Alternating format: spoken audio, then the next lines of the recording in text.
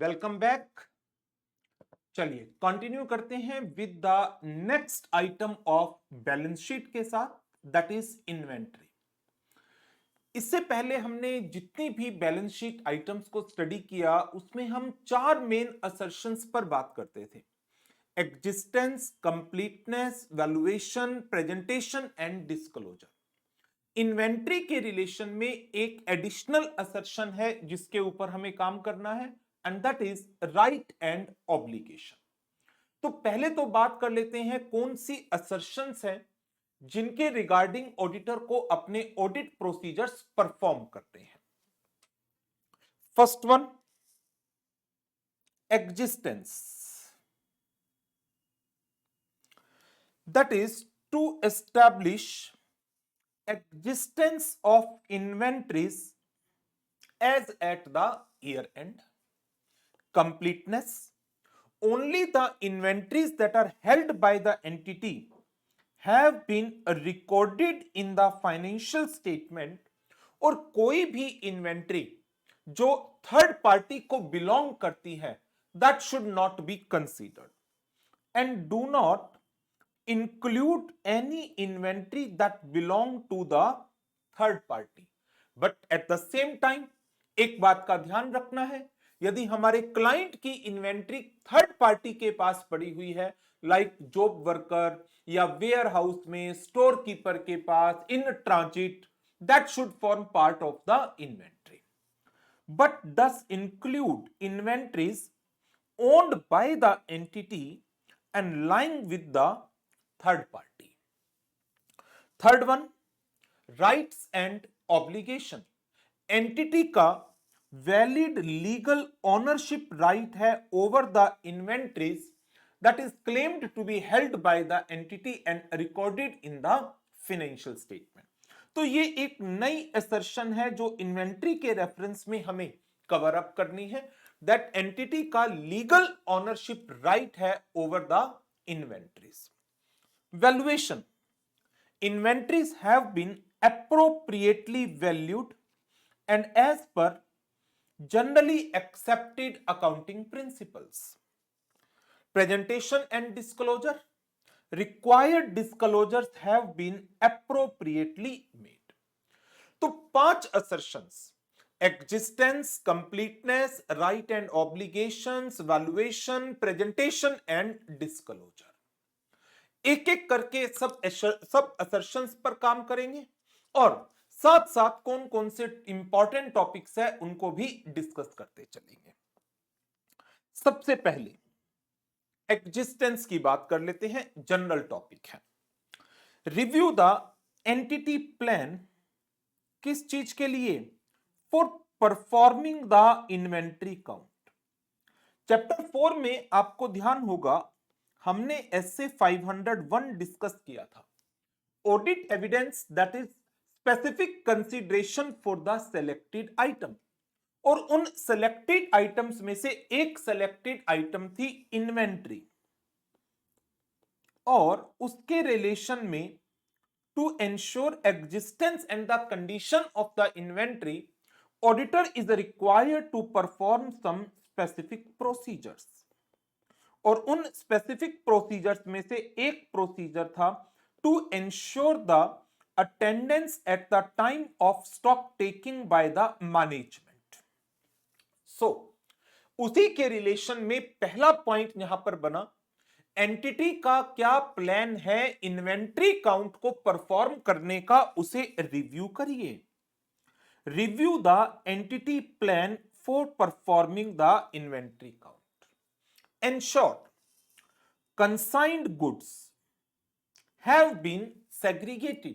यदि आप as a consignee काम कर रहे हैं तो किसी कंसाइनर ने आपको गुड्स भेजे हुए हैं, इन गुड्स के ऊपर आपका ओनरशिप राइट नहीं है, तो आप इसे सेग्रीगेट कर दीजिए। ये गुड्स आपके पास एग्जिस्टेंस में जरूर है बट इनका लीगल ओनरशिप राइट एंटिटी का नहीं होगा। Auditor should participate in the inventory count with the management. SA 501 कहता है auditor should ensure his attendance at the time of stock taking and perform some test count, evaluate management instructions. Test count of the inventory by the auditor should include observing whether the employees they are adhering to the management instructions. क्या जो management ने instructions दी है, जो plan है inventory count का, क्या employees उसे adhere कर रहे हैं, फॉलो कर रहे हैं? Assure that there is a appropriate supervision on the count procedure, whether the supervisor or a responsible officer from the management is supervising the entire count procedure. Be alert at all the time and cautious about the empty boxes and obsolete items. Perform cut-off testing. Cut-off testing क्या है? To separate the transaction of 1 year from the another year. तो जो year and में last में 5 और 10 invoices है या goods receipt report है, उनको डॉक्यूमेंट करिए, उनके शिपिंग डॉक्यूमेंट्स को देखिए, क्योंकि ईयर एंड में मैनिपुलेशन के चांसेस बहुत ज्यादा हो जाते हैं रिजल्ट्स को मैनिपुलेट करने के चक्कर में. So at the year end cut off testing को जरूर परफॉर्म करिए, जिसमें लास्ट 5 to 10 ऑर्डर्स की इन्वेंट्री रिसीविंग रिपोर्ट, यदि इन्वेंट्री परचेज की है, इन्वेंट्री सेल की है, तो उनके शिपिंग डॉक्यूमेंट्स, उन सब की डिटेल को डॉक्यूमेंट करिए. एंश्योर एक्सक्लूजन किसका? थर्ड पार्टी के स्टॉक का and damaged and obsolete items का. यदि फिजिकल स्टॉक में और इन्वेंट्री एज पर स्टॉक रिकॉर्ड्स में सिग्निफिकेंट वेरिएशंस हैं, फ्लक्चुएशंस हैं, ask reasons, investigate. Investigating any significant differences between physical stock and the stock records.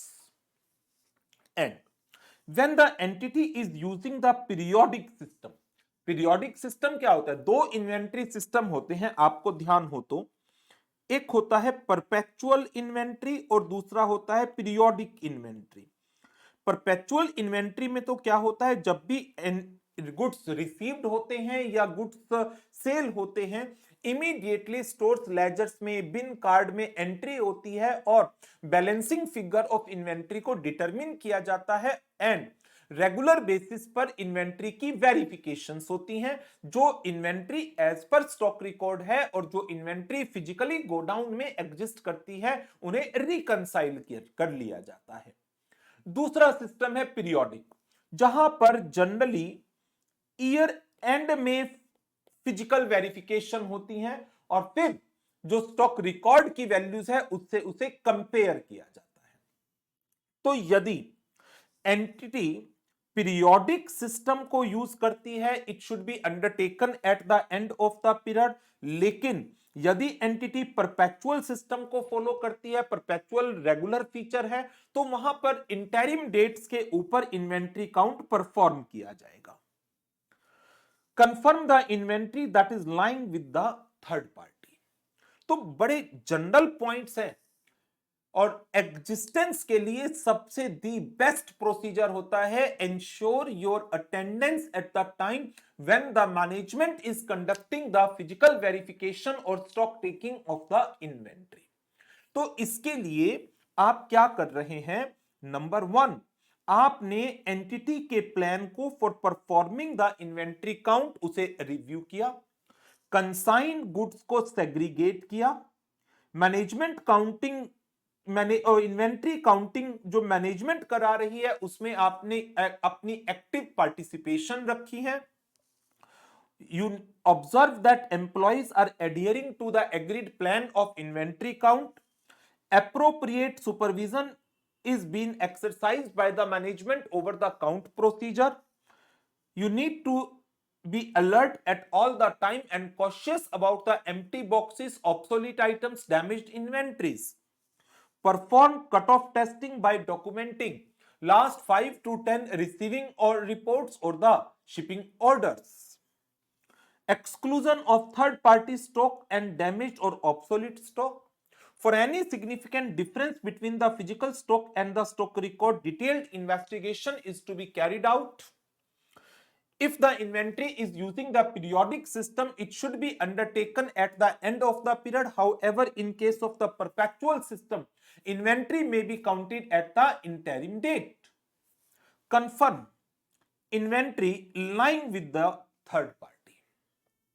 So, ये हमारे प्रोसीजर्स हैं एग्जिस्टेंस के लिए। जनरल प्रोसीजर्स है, रीडिंग करिए। लर्निंग में एज सच कोई अलग से टेक्निकल पॉइंट्स तो है नहीं कि जिसमें लर्निंग में कोई प्रॉब्लम आएगी। रीडिंग करोगे, पॉइंट समझ में आ जाएंगे, तो काफी हद तक ये पॉइंट्स रिटेन रहेंगे और आप एग्जाम में कंफर्टेबली इन पॉइंट्स को लिख सकते हैं। As such topic important category में नहीं आता, बट फिर भी सिलेबस का पार्ट है तो पूछा जा सकता है, नॉलेज होनी जरूरी है। Next, completeness. जो इन्वेंट्री बैलेंस शीट में दिखाई गई है, जो बुक्स में रिकॉर्ड की गई है, क्या वो कंप्लीट रिकॉर्डिंग है? ऐसा तो नहीं है कि इन्वेंट्री है बट उसे रिकॉर्ड नहीं किया गया, कंप्लीटनेस नहीं है। तो इसके रेफरेंस में आप क्या कर सकते हैं? You may perform some analytical procedures, that is comparison testing with the industry averages, prior data, budgets, trend analysis etcetera. That is compute inventory turnover ratio, perform vertical analysis, what is the ratio of the inventory among the total assets, compare actual figures with the budgeted figures, examine non-financial information relating to the inventory, simple weight of the inventory, weight measurement, perform purchase and sales cutoff tests so as to ensure that inventory at the year end वो actual में exist कर रही है और completely recorded है। Cut off testing हमने existence के अंदर भी लिया था, कट ऑफ टेस्टिंग हम कंप्लीटनेस के अंदर भी करेंगे। क्यों? क्योंकि बैलेंस शीट डेट पर इस चीज को इंश्योर करना बहुत जरूरी हो जाता है कि जो इन्वेंट्री बैलेंस शीट डेट पर दिखाई गई है वो एक्चुअल में एग्जिस्ट करती है एंड कंप्लीटली रिकॉर्डेड है। ऐसा तो नहीं कि 31 मार्च को आपने जो इन्वेंट्री की XYZ जो भी फिगर दिखाई, वो इन्वेंट्री फिगर्स तो दिखा दी but it does not exist. लेकिन इन्वेंट्री एग्जिस्ट करती है, लेकिन उसे आपने इन्वेंट्री की काउंटिंग में शामिल नहीं किया। तो कट ऑफ टेस्टिंग एग्जिस्टेंस के लिए भी, कंप्लीटनेस के लिए भी, दोनों के लिए जरूरी हो जाती है। Perform cut off test for the purchases as well as sales. For that purpose we may trace the shipping documents to the accounting record immediately before and after the year end. Reconcile physical inventory amount with the perpetual records like bin cards, stores ledgers, stock cards, etc. Reconcile the inventories belonging to client but held with the third parties like transporter, warehouse, port authorities, job workers, etc. Goods जो आपने consignment basis पर receive कर रखे हैं, जो आपके नहीं है, तो ये आपकी इन्वेंट्री का पार्ट नहीं बनने चाहिए। They needs to be segregated from the other items. तो एग्जिस्टेंस एंड कंप्लीटनेस दोनों साइड बाय साइड चलते हैं। रीजन, एक कहता है कि जो इन्वेंट्री बैलेंस शीट में दिखाई गई है वो एक्चुअल में एग्जिस्ट करती है ना, एंड नंबर 2, जो इन्वेंट्री एग्जिस्ट करती है उसे बैलेंस शीट में डाला गया है या नहीं डाला गया। तो ये दोनों प्रोसीजर जब आप पढ़ते हैं, दोनों असर्शंस के प्रोसीजर्स पढ़ते हैं, एक एग्जिस्टेंस का और दूसरा कंप्लीटनेस का, ये दोनों side by side same type of audit procedures को कवर अप कर रहे होते हैं। तो एक असर्शंस को एग्जामिन करने के लिए जो प्रोसीजर परफॉर्म किया जा रहा है, इट इज नॉट नेसेसरी कि दूसरी असर्शन के लिए सेम प्रोसीजर परफॉर्म नहीं किया जा सकता। हमारा ऑब्जेक्टिव हमें क्लियर होना चाहिए, हमें असर्शन का पर्पस पता होना चाहिए, और उस पर्पस के लिए जो audit evidences we have to collect that might be from the same type of procedures. Now next one, ownership rights means जो इन्वेंट्री बैलेंस शीट में दिखाई गई है उसके लीगल ऑनरशिप राइट हमारी एंटिटी के पास ही है। वाउच द रिकॉर्डेड परचेजेस, जो परचेजेस रिकॉर्ड की गई है उनके डॉक्यूमेंट की वाउचिंग कर लीजिए। परचेज किया है तो पहले परचेज रिक्विजिशन रेज हुआ होगा, there after purchase order issue हुआ होगा, when the inventory is received उसकी गुड्स रिसीट रिपोर्ट बनी होगी, फिर इनवॉइस आया होगा, इनवॉइस के अगेंस्ट पेमेंट की गई होगी। यह है detailed vouching of the purchases. Number 2, evaluate consigned goods, जो गुड्स कंसाइंड कर दिए हैं लाइन विद द कंसाइनी, तो वो हमारी लीगल ऑनरशिप है, हमारी इन्वेंट्री का पार्ट बनना चाहिए। बट यदि किसी और कंसाइनर के गुड्स हमारी एंटी क्लाइंट के पास पड़े हैं तो इन पर लीगल ऑनरशिप राइट हमारे क्लाइंट का नहीं है, ये हमारे क्लाइंट की इन्वेंट्री का पार्ट नहीं बनना चाहिए। एग्जामिन क्लाइंट कॉरेस्पॉन्डेंस, जो क्लाइंट के साथ कम्युनिकेशंस चल रही हैं आपकी, सेल्स एंड रिसीवेबल के रिकॉर्ड्स, परचेज के डॉक्यूमेंट्स, वो वैसे ऊपर भी आ गए थे परचेजेस की वाउचिंग में। Determine the existence of colorectal agreements, यदि आपने इन्वेंट्री को एज ए कोलेक्ट्रल सिक्योरिटी किसी भी लेंडर के पास प्लेज किया है या हाइपोथिकेट किया है, देन उस एग्रीमेंट को स्टडी करिए। Review the consignment agreements, examine the invoices for the evidence of ownership, that is ऊपर वाली ही तो बात आ रही है, वाउच द परचेजेस, कि जो इनवॉइस है इन्वेंट्री के, that should be in the name of client, invoices should be in the name of client. Obtain the confirmation for the significant items of the inventory as per SA 501 and 505. 501 में requirement raise है, 505 में external confirmation का detailed procedure है। In case यदि inventory third party के पास पड़ी है, obtain declaration from the third party on it's business letterhead signed by the authorized person of that third party confirming that items of the inventory belong to the entity and held by the third party on behalf of and for the benefit of the entity under audit. So देखिए, अब इसके अंदर जो ownership rights ये आप learn करेंगे, ये comparatively important topic है, general assertions, existence, completeness, valuation, presentation से हटकर आ गई। तो इसमें नंबर 1 प्रोसीजर आया है आपका vouching of the recorded purchases. Number 2 पर आया है आपका प्रोसीजर एक कंफर्मेशंस का। नंबर 3 पर agreements, collateral agreements, consignment agreements. Number 4 पर obtaining a declaration from the third party if the inventory is being held by the third party. इसके अलावा जनरल पॉइंट्स हैं, evaluate the consigned goods, examine the client correspondence, examine invoices for the evidence of ownership. So ये topic आपको learn करना है, any 5 points. जरूरी नहीं है कि बड़े वाले पॉइंट्स याद करने, आप छोटे वाले पॉइंट्स याद कर लो।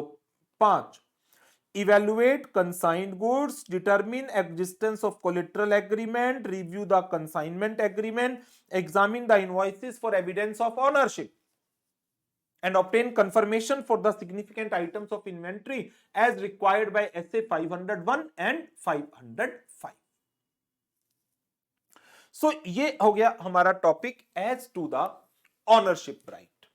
अब इसके बाद नेक्स्ट आ जाता है वैल्यूएशन का।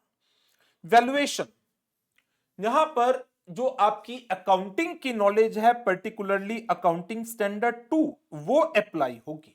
Inventory is to be valued at NRV cost or NRV whichever is lower using either FIFO or weighted average method। तो सबसे पहले तो आप नॉलेज लीजिए about the method that are been followed by the entity for the valuation of the inventory. Depending on how the business operate, management में value the inventory using either FIFO or weighted average basis. So, as a auditor, we need to consider the reasonableness of the method adopted by the entity. Compare recorded cost with the replacement cost. Replacement cost current inventory की current market value, जिसके ऊपर आप existing inventory को replace कर सकते हैं with the new inventory. Examine the vendor price list to determine if recorded cost is less than current price. Calculate inventory turnover ratio. Obsolete inventory में reveal if it is significantly low. Verify correct application of lower of cost or NRV principles.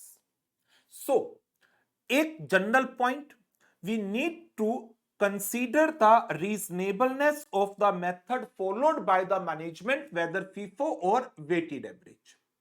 We need to determine whether the principle of lower of cost or NRV has been appropriately applied for. We need to calculate the inventory turnover ratio.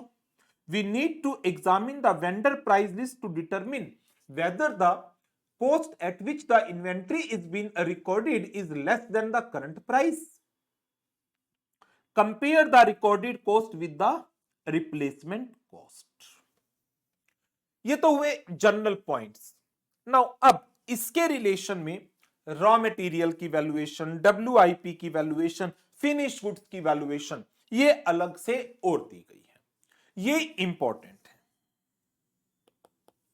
जो separate valuation है ये important है, और यहां पर जो आपकी accounting की नॉलेज है ना, या कॉस्ट अकाउंटिंग की जो मटेरियल कॉस्ट का चैप्टर है, उसका जो कॉन्सेप्ट है वो ज्यादा रोल प्ले करेगा। देखो पॉइंट आपको सारे वही मिलेंगे। असर्टेन रॉ मटेरियल में कौन से एलिमेंट ऑफ कॉस्ट को इंक्लूड किया गया है। अकाउंटिंग स्टैंडर्ड 2 क्या कहता है? Any cost incurred up to the stage goods reaches the godown should form part of cost of inventory. So a certain elements of cost included in the cost of inventory like carriage inward, non-refundable duties etc. If inventories के लिए standard costing method use किया गया है, standard cost, then determine reasonableness of the standards established. What is the basis for establishment of the standards? Inquire into the basis of standard. तो यदि standard पर आप inventories को रिकॉर्ड करते हैं, देन पीरियोडिकली वेरिएंस एनालिसिस तो करनी पड़ेगी। We need to compare the standard cost with the actual cost, analyse the variances, and for variance we need to pass the appropriate entries. तो यहां पर कॉस्ट अकाउंटिंग में जो स्टैंडर्ड कॉस्टिंग का chapter है उसकी एप्लीकेशन आ गई। चेक दैट कॉस्ट प्राइस जिस पर इन्वेंट्री को रिकॉर्ड किया गया है, क्या वो परचेज इनवॉइस से मैच कर रही है? Follow up valuation of all damaged और obsolete inventories noted during the observance of the physical counting इनकी रियलिस्टिक एनआरवी क्या है।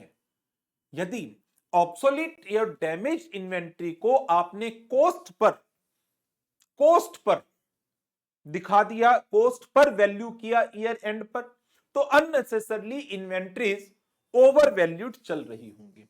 तो जो ऑब्सोलीट और डैमेज्ड इन्वेंट्री है उसकी रियलिस्टिक एनआरवी को डिटरमिन करने की जरूरत है। नेक्स्ट वन, WIP, इन्वेंट्री इन intermediate stage.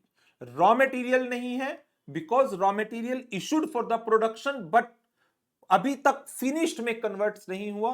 20, 30, 40, 50, 60, 70, 80 means less than 100% complete है। तो हमें स्टेज ऑफ प्रोडक्शन देखनी पड़ेगी।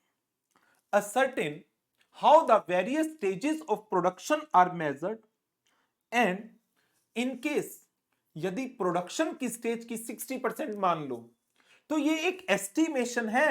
What is the basis for that estimation कि जो प्रोडक्शन एक्टिविटी है वो 60% कंप्लीट हो चुकी है। जैसे आपको ध्यान हो, कॉस्ट अकाउंटिंग में एक चैप्टर है प्रोसेस कॉस्टिंग का। प्रोसेस कॉस्टिंग के अंदर आप लेबर एंड ओवरहेड की एक परसेंटेज कंप्लीशन लेते हैं, 30%, 50%, 60%। क्वेश्चन साइलेंट है तो जनरली 50% ले लेते हैं आप। तो यहां पर वही चीज है कि यदि एस्टिमेट लिया गया है तो understand the basis for such estimates. कौन से एलिमेंट्स इंक्लूड किए गए हैं। मटेरियल जनरली 100% होता है, लेबर एंड ओवरहेड एक डेफिनेट परसेंटेज तक होती हैं। यदि ओवरहेड्स इंक्लूड किए गए हैं, what is the basis on which these overheads are included in the value of WIP and compare such basis with the available information। and यदि कोई भी abnormal wastage है that should not form part of cost of inventory, rather it should be transferred to costing P&L account। आपको ध्यान होगा तो abnormal loss यदि किसी भी तरह का है या एबनॉर्मल वेस्टेज है किसी भी तरह की, तो उसको हमें इग्नोर करना है अपनी वैल्यूएशन से। तो ensure that material cost exclude any abnormal wastage factor. So एक पॉइंट हमने रॉ मटेरियल का पढ़ा, दूसरा पॉइंट हमने WIP का लिया, third one finished goods, the goods that are held for resale purpose. इसमें भी एक चीज तो यही आएगी, इंक्वायर कॉस्ट में क्या क्या इंक्लूड किया गया है, how these have been established, और जो ओवरहेड्स इंक्लूड किए गए हैं they are based on the actual cost incurred and seems to be reasonable one. तो एक पॉइंट तो यदि आप देखें, एलिमेंट ऑफ कॉस्ट का रॉ मटेरियल में भी है, WIP में भी है एंड फिनिश्ड गुड्स में भी है। दूसरा पॉइंट, वैल्यूएशन में एक और चीज क्या आएगी, कॉस्ट और NRV which ever is lower. Ensure that inventories are valued at NRV if they are likely to fetch a value lower than its cost। तो यदि फिनिश्ड गुड्स की मार्केट प्राइस कम चल रही है तो आपको उसको NRV के ऊपर लिखना होगा and accordingly at the same time यदि फिनिश्ड गुड्स की मार्केट वैल्यू कम चल रही है तो अकॉर्डिंगली ये रॉ मटेरियल की वैल्यू को और WIP की वैल्यू को भी तो अफेक्ट करेगा। तो वही पॉइंट यहां पर है, verify if relevant WIP and raw material are also been written down और not. Follow up for the obsolete, damaged and slow moving item and ascertain their net realizable value। और उसकी ageing कर सकते हैं, less than 30 days, 30 to 60, 60 to 90, 90 to 180, 180 to 365, more than 365। जो inventory more than 365 आपके पास godowns में पड़ी हुई है, दैट मींस उसकी रियलिस्टिक वैल्यू, रियलाइजेबल वैल्यू शायद नेग्लिजिबल है। तो इन्वेंट्री जितनी पुरानी होती चली जाएगी दैट मींस उतनी वो स्लो मूविंग है और उसकी रियलाइजेबल वैल्यू उतना ही कम होती चली जाएंगी। follow up any inventories which at the time of observance of physical inventory count were considered as or classified as damaged or obsolete। तो जो फिजिकल वेरिफिकेशन के टाइम पर इन्वेंट्री डैमेज्ड या ऑब्सोलीट ऑब्जर्व हुई थी उसका प्रॉपर फॉलो अप, क्या status है इनका। सो एक point element of cost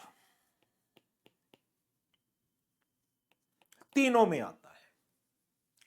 WIP की बात करूं तो एक पॉइंट हो गया एलिमेंट ऑफ कॉस्ट, दूसरा पॉइंट हो गया द प्रोडक्शन स्टेज, किस स्टेज पर WIP है, कैसे उसको मेजर किया गया है, यदि एस्टिमेट लिया गया है what is the basis for that estimate, और एक पॉइंट है एबनॉर्मल वेस्टेज फैक्टर का एक्सक्लूजन। रॉ मटेरियल में एक पॉइंट एलिमेंट ऑफ कॉस्ट, दूसरा standard costing and variance analysis, cost price compared with the purchase invoice and follow up of the damaged और obsolete inventory. Finish goods में चलते हैं, element of cost, damaged और obsolete inventory का follow up, obsolete और damaged inventory की inventory ageing split between less than 30, 30 to 60, 60 to 90, 90 to 180, 180 to 365 and more than 365 days. In case inventories are likely to fetch a value lower than cost, then determine its NRV and at the same time check क्या यही चीज WIP and raw material के case में भी apply कराई गई है या नहीं। तो इसमें अब तक जो चीजें आपने पढ़ी उसमें नंबर एक तो audit procedures to establish the ownership right important है, दूसरा valuation of raw material WIP and finish goods important है। एक टॉपिक और इसमें स्पेसिफिकली है, that is goods sent on consignment. यदि हम ऑडिट कर रहे हैं एक्स लिमिटेड की और ये हमारा क्लाइंट कंसाइनर है, इसके डिफरेंट कंसाइनी है, कंसाइनी 1, 2, 3। जो गुड्स कंसाइनी सेल करते हैं उसके लिए वो एक स्टेटमेंट देते हैं अकाउंट सेल्स। जो गुड्स एक्स लिमिटेड कंसाइनी को भेजता है उसके लिए दिया जाता है परफॉर्मा इनवॉइस। कंसाइनी के पास ईयर एंड पर जो इन्वेंट्री बचती है वो इन्वेंट्री एक्स लिमिटेड का लीगल ऑनरशिप राइट है, तो उसकी बैलेंस शीट में इंक्लूड की जाएगी। कितना आउटस्टैंडिंग बैलेंस है कंसाइनी का, जो अकाउंट सेल है उससे आइडिया लगेगा कितना कैश दिया है, कितना अकाउंट सेल में टोटल सेल की थी। अकाउंट सेल से आइडिया लगेगा कितने गुड्स रिसीव्ड हुए थे, उसमें से कितने बेच दिए, कितने इन हैंड हैं। यही सारी चीजें as a auditor we need to check in relation to the transactions that are carried out on consignment basis. Number 1, verify the account sales submitted by the consignee showing the goods sold and inventory in hands, showing the goods sold and inventory in hand, reconcile the figures of goods in hand। कैसे? Last account cell में कितनी inventory दिखाई गई थी, उसके बाद proforma invoice के through कितनी भेजी गई, और करंट ईयर की अकाउंट सेल्स में कितनी सेल दिखाई गई। मान लीजिए 31 मार्च 24 को बताया गया 500 यूनिट बची हुई है, 24-25 में 1500 और आई, 1200 बेच दी गई, तो बैलेंस कितना बचेगा 800 का, दैट इज रिकंसिलेशन। तो reconcile the figures of goods in hand as given in last account sales with the proforma invoice and account sales during the year. Obtain confirmations from the consignee for the goods held on consignment on the balance sheet date.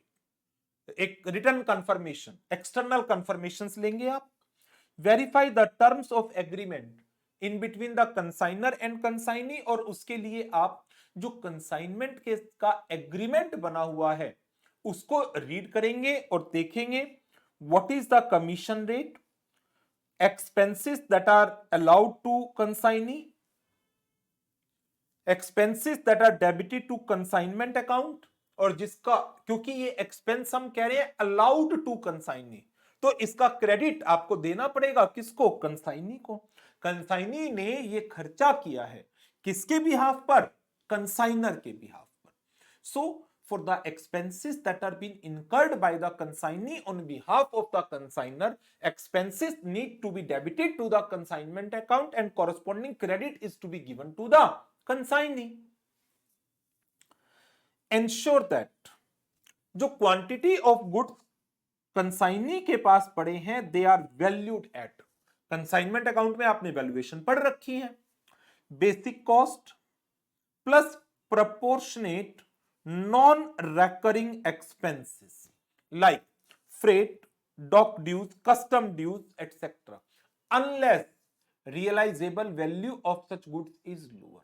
In case आपकी cost, मान लीजिए cost थी 5 लाख की, expense proportionate आपने expense लिए जो थे मान लीजिए 2 लाख के, टोटल हो गया 7 लाख, बट इसकी सेल वैल्यू है only 6.3, then it should be valued at the year end at 6.3. In case NRV is lower, inventory in hand should be valued at NRV and ensure the goods that are in hand with the consignee are shown separately. तो ये topic भी एक बड़ा basic topic है, important है, learn करना है. That is goods sent on consignment. Last बड़ा बेसिक टॉपिक है, disclosure requirements of schedule 3. Inventory is to be classified as raw material, WIP, finished goods, stock in trade in respect of the goods that are acquired for trading, stores and spares, loose tools and any other. Goods in transit to be disclosed under relevant subhead जिस category को belong करते हैं. Mode of valuation to be stated separately, कि किस valuation के ऊपर inventory को valued किया गया है, what is the method of valuation. So this is all about the inventory. बहुत आसान टॉपिक है. बार बार एक चीज आपको रियलाइज करा रहा हूं कि आप जो भी कॉन्सेप्ट चैप्टर 5 में पढ़ रहे हैं वो बहुत सिंपल कॉन्सेप्ट है. जनरल बिजनेस प्रिंसिपल्स पर, अकाउंटिंग पर, लॉ पर, ऑडिट पर, अकाउंटिंग स्टैंडर्ड पर बेस्ड है. अलग से कोई टेक्निकलिटीज इनके अंदर इन्वॉल्व नहीं है. हाँ, लेंथी है बस. इस चैप्टर की जो सबसे बड़ी प्रॉब्लम है वो है कि ये चैप्टर कंपैरेटिवली काफी लेंथी है. बट एक एक आइटम को पढ़ते चले जाएंगे, उसके क्वेश्चंस की प्रैक्टिस करते जाएंगे, देन फिर शायद ये प्रॉब्लम भी ओवरकम हो जाएगी. ठीक है, तो इसके साथ इस पर्टिकुलर टॉपिक लेक्चर को यहीं पर ओवर करेंगे और नेक्स्ट सेशन में हम कंटिन्यू करेंगे with the non current assets, जिसमें एक आएगा PPE और उसके बाद आएंगे intangible assets. Right? So that is all for this session. Thank you very much. Goodbye.